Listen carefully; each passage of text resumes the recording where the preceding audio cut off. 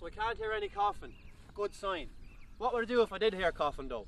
Would I take a fecal to confirm it was lungworm, or would I just go and treat straight away? The problem when we have mature cattle coughing is that if it's going to be lungworm, it's likely not going to be advanced enough to be able to leave larvae behind in the feces that we can pick up if we take a test, okay?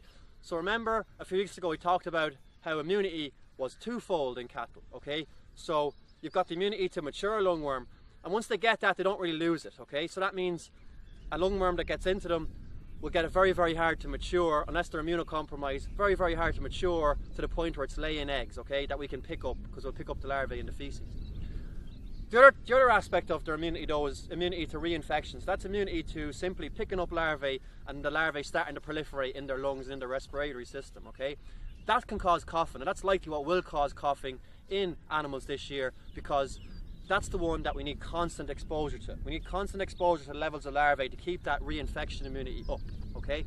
And we didn't have that, as I said a few weeks ago, didn't have that last summer, didn't have it last back end, and didn't really get it this spring either, okay? So even our mature cattle can be naive in that regard, okay? So in terms of using feces to diagnose it, it can be a hit and miss strategy.